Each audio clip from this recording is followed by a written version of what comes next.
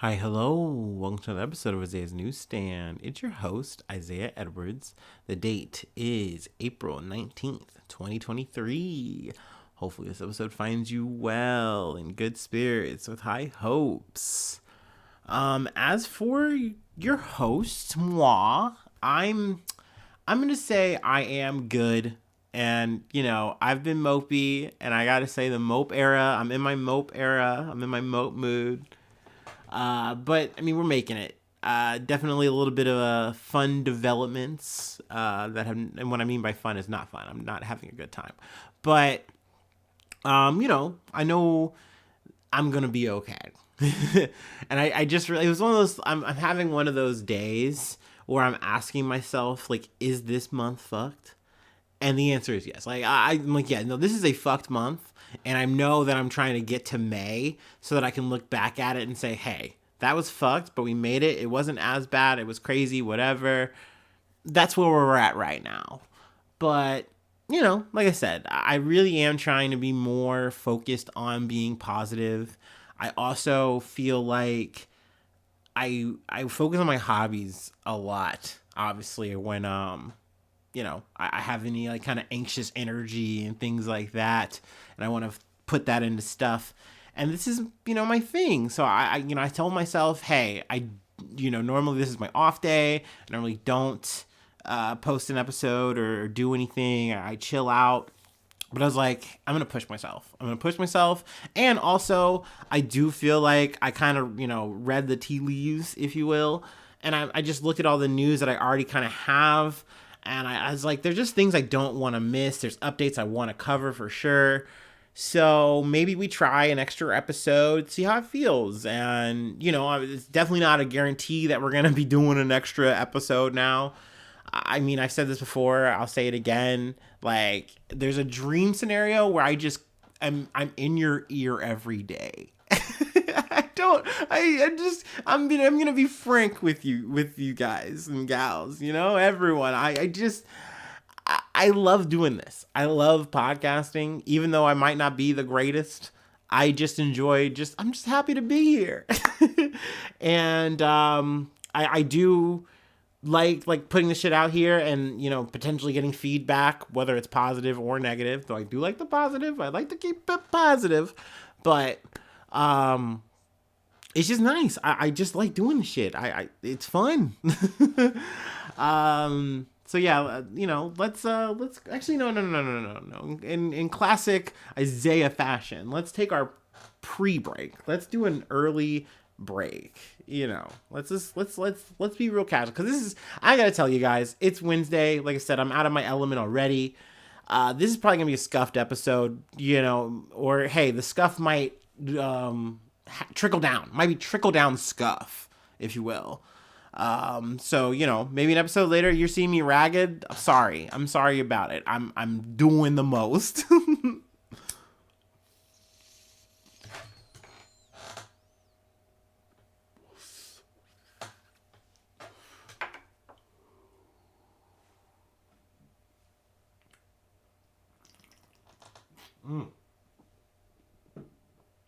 Okay. Ooh. All right. From the Associated Press, top Kremlin critic convicted of treason gets 25 years.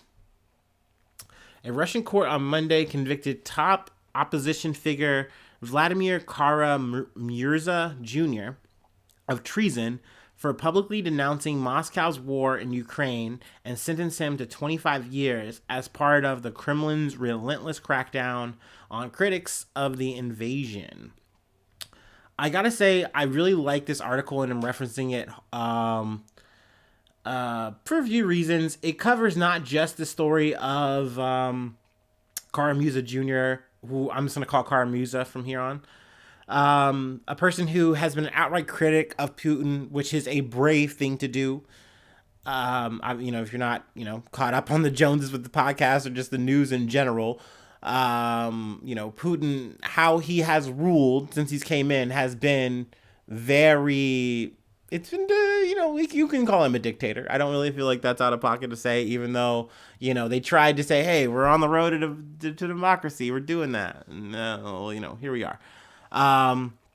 But this article covers a little bit about Navalny, which I actually have another article that I'm going to reference. I don't even know if I'm really even going to get into that because I just want to get through the set, and this is just kind of an add-on. More, and I feel like it's kind of old news in that regard because obviously it's just things I've kind of not covered, but then I don't know. Anyway, in terms of Kara-Murza, then there's also, they reference another situation where a man was sentenced to he got a prison sentence because his daughter drew anti-war propaganda, and she drew it in school, and it became this whole thing, and next thing you know, he's on trial. Now, I will say from just what I've heard, listening to podcasts, reading and stuff like that, excuse me, he wound up fleeing, so he's in the wind. But it's obviously, that's a sad situation. You got to leave your daughter in a situation of foster care. Though I do believe that they took her away from him for the whole situation. So I'm saying this story, and it's referenced because it's going to show the crackdown, the oppression that the people are going through in Russia right now for doing any kind of speaking out against the Kremlin, against Putin. It's definitely a sad situation. I do try, obviously, to tread lightly in all the situations. I don't like to sit there as an American to be like, oh, well, you should do this way and that way. But obviously, especially in a situation with Russia, if you are telling people, hey, we're going to run as a democracy, and then you do this, it's obviously clearly not. So it's very bold. It's very naked, the situation that's happening here. So to be sentenced to 25 years is it's heavy, and this is a kind of like penal kind of colony situation, I believe. So it's hard ass fucking labor. It's already kind of said that he already looks really worse for wear, which is sad. But yeah, I mean, he has come out staunchly against Putin. Really called him on his shit, which is you love to see it, but it's obviously fucking, just like I said, it's brave, it's scary. I'm just being honest as fuck. I could not be that one. I couldn't do it. No fucking way. Also, talking about Navalny, I'm kind of just going to blend these stories together, I guess, whatever. From Reuters, Russia's Navalny faces new charges after prison provocation. Jesus Christ, I can't even read. I want to know if it's working. Russia's Navalny faces new charges after prison provocation. Lawyer. We'll read a little bit of this, I guess. Russia's leading opposition figure, Alexei Navalny, faces the prospect of new criminal charges after, in effect, being forced to break the rules of the maximum security penal colony where he is being held, one of his lawyers said. Apparently he was stuck next to some really smelly ass inmate, and he was put in a situation where he had no choice but to drag the guy out, I believe.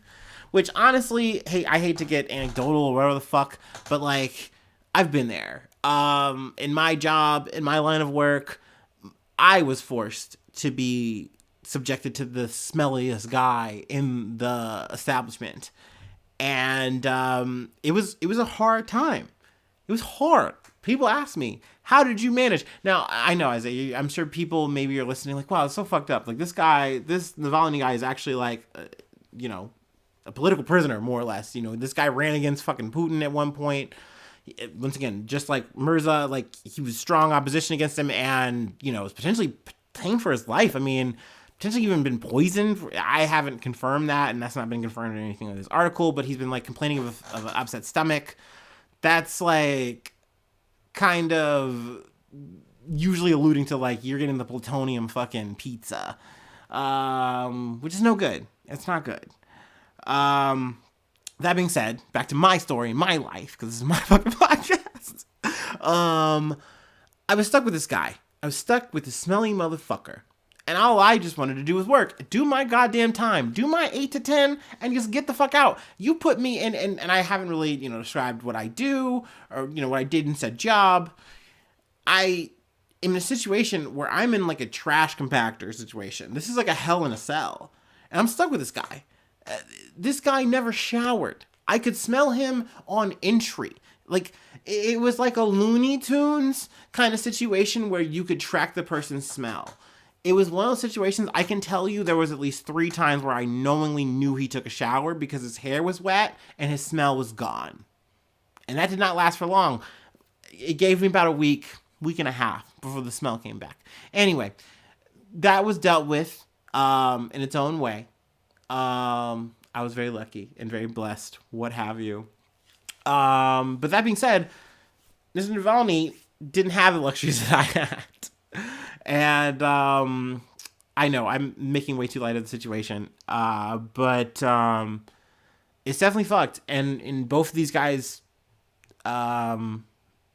situations, I couldn't imagine.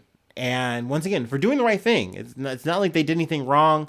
They've been accused of like crimes against the state or like military ass bullshit. Once again, that's there to read. But it's obviously chalked up ass charges. You know, essentially you said something that the state didn't like, and so we're coming for you. So yeah, I mean, that's where it's like, that's fucked up, because obviously as a Russian citizen, you're being told, hey, we are a democracy. Like, that's what we're leading to, you know, yada, yada, yada. But it's all bullshit. It's all fucking posturing. It's not real. And that's sad. So yeah, that's our international segment. We're going back to America, living in America. Whoa, whoa, whoa, whoa, whoa. All right. Let's see. From Yahoo News, Dominion v. Fox News trial ends with last-minute $787 million settlement. Full coverage. So let me see here. The highly anticipated trial in the defamation lawsuit brought by Dominion Voting Systems against Fox News began and ended Tuesday with a $787 million settlement between the two parties. So, I didn't really expect it, but at the same time, once I kind of heard the news that, like, Fox News was like, oh, we actually kind of maybe want to settle. And that was like in the air, like that was getting like, you know, reported. I was like, oh, that makes sense. And especially when I started hearing people's opinions and shit where they're like, I think what's happening here is Fox News does not want to go through the trial because, one, Dominion has brought a heavy case against them. We are talking about the 2020 presidential election voting situation. It was a big conspiracy theory that, oh, it was rigged, brother. The Dominion's been working with Venezuela and they've been known to rig elections and this is the same thing. And this was the word on the fucking street. Obviously, I'm saying this as an Ohioan.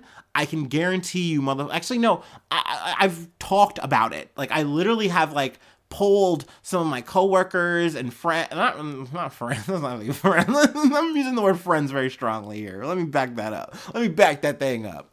But they would literally say, like, they would reference the shit that they heard from Fox News. And it's one of those things that became so frustrating because I could break down what they were saying. Like, well, okay, what's your reasoning here? And it's like, no, dude, that doesn't work. And it's like, I could literally run you through so many fucking situations where that's not true. This is literally maybe the most effective voting systems we have today, dude. There's no hanging chads, bro. Like, what are you talking about? It's like, you're just mad that your guy didn't win. But essentially, that's really why Fox News let people on their show time after time spout this fucking nonsense. They literally were just like, they would just let like Rudy Giuliani come on and say the craziest shit, just the most unhinged shit. And then behind the scenes, which Dominion brought up with their own investigation that they went about to show, look, dude, like, you literally have Tucker Carlson saying, one, fucking Donald Trump is crazy, and not to mention these people are nuts. They're insane.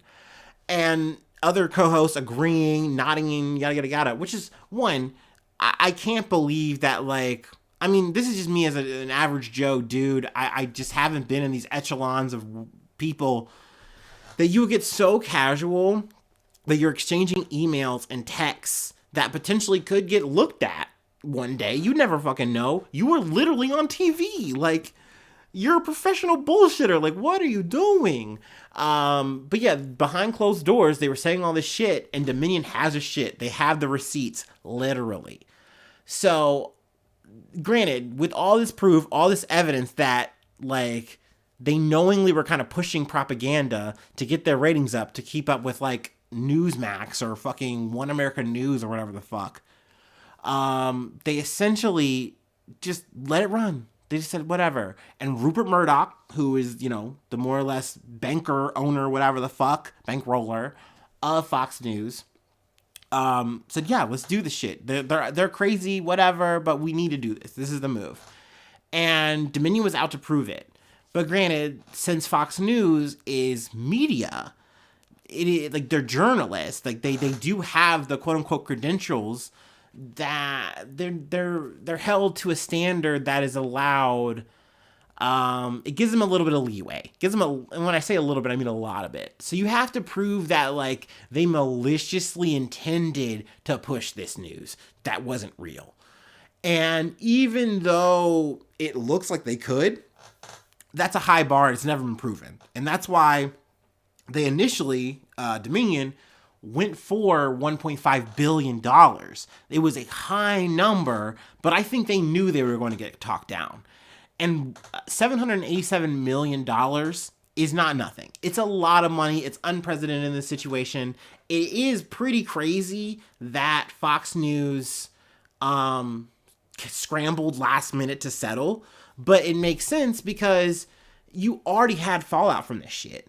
Like, I remember seeing a clip of Tucker Carlson palling around with Donald Trump again, more or less explaining, or maybe he wasn't hanging out with him. I don't fucking know. I'm half paying attention half the time. I got shit to do. I'm watching a lot, doing a lot at once. Anyway, he was essentially just running defense saying, hey, I wasn't mad at Donald Trump. Like, what I was mad about was his team. His team fucked it up. And I was saying, this is stupid. I hate that shit. That's so dumb. That's what I was talking about. Like, it's taking it out of context. It's not really what it is. And I think he might have had a situation where he was talking to Donald Trump. I don't fucking know. Anyway, that's my recollection of the situation. I'm sure the clip is out there still waiting for fucking conservatives to jerk off to. I don't fucking know. Yeah, you do love him, don't you?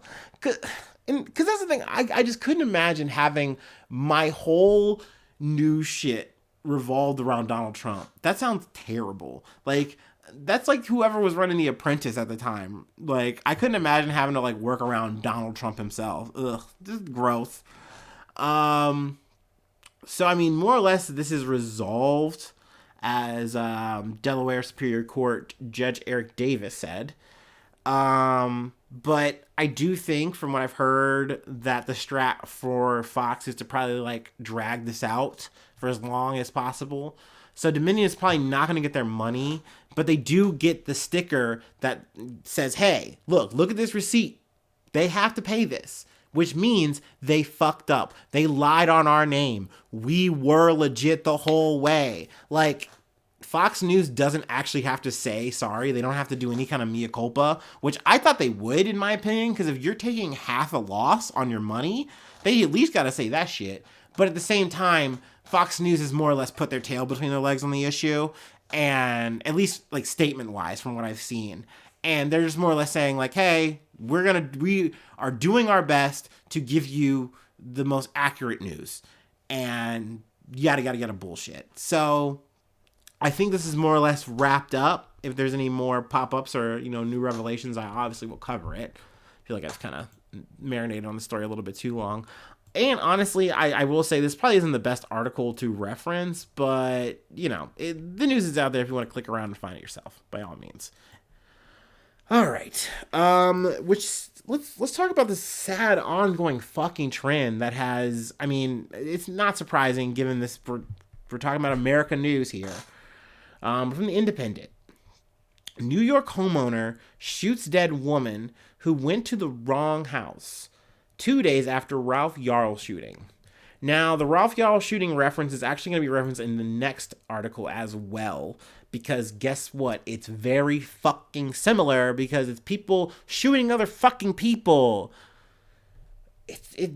Now, this is very much related to the Ralph Yarl situation, which I talked about in the Patreon episode. Yeah, it's paywalled. I'm not going to talk about it too much because there's not much to update from this article.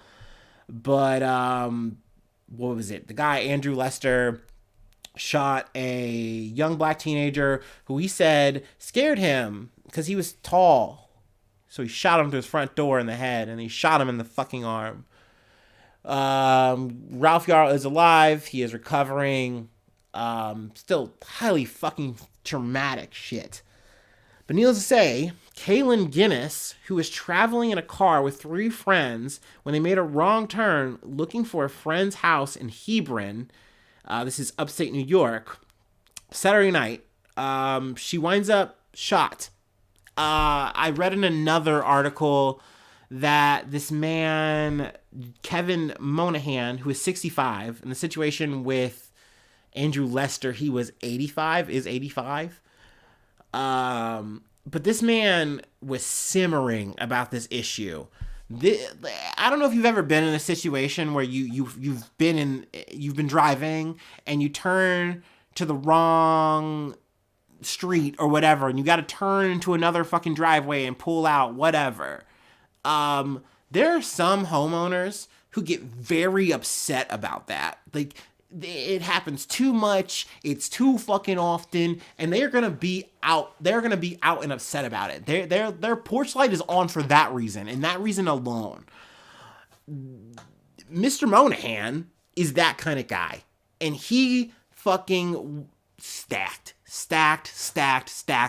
and I think he got to a point where he said, the next motherfucker who does that shit on my drive, on my lawn, in my property, I'm gonna fucking shoot him. I'm gonna fucking show him what's what. And that's what this fucking guy did, dude. It's insane to me. It's insane to me. In this situation, I don't think race was involved or anything like this. It was a white man, a white woman. It's scary as hell, though. Like, sure, be upset, I guess. Be like, throw your hands up, like, but shoot someone? I will say a fun racial component we could talk about, though, is the fact that when they came to get Monahan, he refused to come out. Now, they know this guy has a gun, but they didn't handle him like they didn't blow him away. They didn't shoot him fucking 45 fucking times or whatever. Nah, they worked with him. They pulled out their George Clooney negotiator fucking mode on that shit. But, good that cops did that, that they're capable. Because sometimes we forget, it's crazy. Year to year, you never know. But it's sad as hell. It's unfortunate as fuck. They were in a remote area, so it was hard for them to actually, like, get help. It was because she was with her friends, so they wound up driving, whatever. But yeah, she was pronounced dead, and it's another person who has died due to gun violence. So it's fucking fucked. But we're not done. This is a bundle from NBC News. Man arrested in shooting of 2 Texas cheerleaders after one mistakenly got into the wrong car. Whew. Another anecdotal, whatever fucking kind of story I could tell you that you honestly can relate to. A man has been arrested after 2 Texas cheerleaders were shot, one critically, after one of them mistakenly got into the wrong car, according to the police and owner of the gym where they trained. Like I said, have you ever, like, I've like, oh, this is the same kind of car. I'm walking, maybe I have my groceries, I'm a little distracted, what have you. I get to the car, I get to it, I notice something's maybe a little off, like, my air freshener, that's different. And then you realize, oh shit, this isn't my car. Or maybe you even get to the point where you try to open the door. In this situation, let me see if I can find the person's name. Is it Heather? Yeah, it's Heather Roth. Um, Heather Roth, a cheerleader with the Woodlands Elite, said in an Instagram live post that she was the one who got out of her car or got out of her friend's car and opened the door of another vehicle she thought was her own, only to notice a man was in the passenger seat. She said she got out of the car and back into her friend's vehicle. Let's see.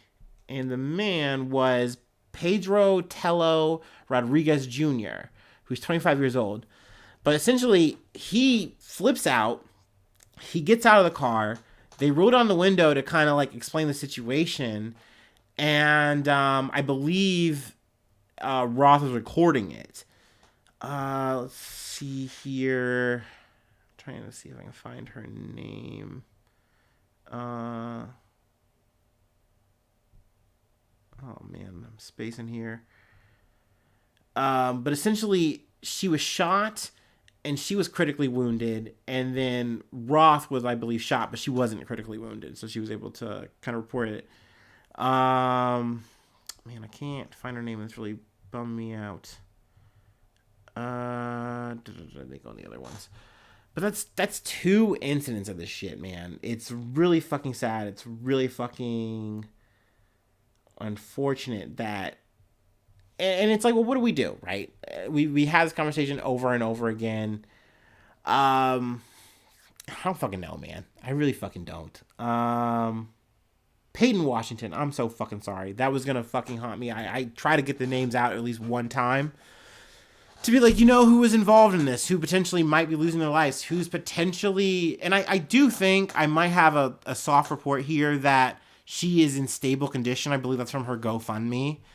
But that's stable, and hopefully you get out. Hopefully you're like, Ralph, oh my gosh. But just like the amount of trauma you have to go through, the amount of rehabilitation, physical rehabilitation you have to go through, it's so much. It's a lot. And it's crazy to me that people are going to be more fucking focused on the right to bear arms than, let's say, a person's safety, so that you don't have to be fucking scared. I know I'm kind of rushing even on this story, but they were coming from like cheerleading gym practice. They kind of met at this, HEB store or whatever, kind of like a strip mall kind of thing, I believe. And that's where this all kind of took place. And they try to drive off when he like freaks out and pulls out on him, but he shoots into the car. And then he tried to drive away and he leaves. But they find him and arrest him. But yeah, crazy fucking shit. And this is also another story that we covered in the Patreon, so I'm just gonna touch on again because there is a big update. Alabama teens charged with murder in Sweet 16 party shooting. Which, it's a reminder, dude. I remember being a kid, watching Sweet 16, being like, Sweet 16, that's gonna be me, dude. And like, I didn't do much for my Sweet 16. It was like a chill thing. I think I had like a family friends like doing me a surprise party, some shit like that. I don't even remember. It wasn't that deep, but obviously it's fun to like go out and have a good ass fucking time with your friends and to like really make it a big celebratory thing. And that's what these teenagers were trying to do. Like, they were just hanging out with their friends. Like, people were like, this was just a little bit of a bump and a milestone to like celebrate with your sister, celebrate with your friends, meet up with your crew, whatever. Have a good ass fucking time, and then you're later gonna go on and like do cooler shit. You have college to go to, you have more school to finish, and then bigger, better shit to do. But 4 people didn't get that opportunity. There's still obviously a lot of details that are being held close to the chest here. But Tallapoosa County District Attorney Mike Segrist said the pair, Tyreek McCullough, 17, and Travis McCullough, so I guess they're brothers, 16, both of Tuskegee, would be tried as adults. That's automatically required in Alabama for anyone 16 or older charged with murder. Um, Honestly, you could do a whole tangent on how it's weird, and this isn't me defending people who do shootings or murder, but it's weird that they have that, you know? Legally, it's weird that it's set up. They are so prepared for that situation. There's something eerie about that. And I don't have the credentials and time today and energy to talk about that, but it's a whole other fucking issue to me. But it is really fucking sad. It's really fucked up that the situation happened. Like I said, they haven't given out the motive yet. I imagine that's going to come out maybe in time or in trial, what have you. Let's see. The birthday girl's brother, 18-year-old Phyllis Davis, Phil Dowdwell of Camp Hill, died in his sister's arms. He and another victim, 17-year-old Shankiva Nicole Kiki Smith of Dadeville, were high school seniors. Families were left planning funerals instead of graduation celebrations. Also killed were Marcia Emmanuel Saya Collins, 19, of Opelika, and Corbin Da Montre Holston, 23, of Dadeville. Another 32 people were wounded, and Segrist said 4 are still in critical condition. He said more charges are coming. So that's why it's like, I just don't know what happened here that would, elicit all this. And not to mention, I don't know what the firearms were or anything like that. Normally you have that kind of information readily available. It has been weird. The pacing and the what's been revealed as of so far. But I do imagine, like Seeker says, that more is coming. So wow, that's about it. That's all we have. I wish I was ending on a lighter, nicer note, but we're gonna end on a break. How about that? Yeah. If you'd like to support the podcast, I do have a Patreon, patreon.com. So that's Isaiah News. We're going to become a newsie. Being a newsie, it gets you bonus content. It's the Patreon stuff I keep referencing.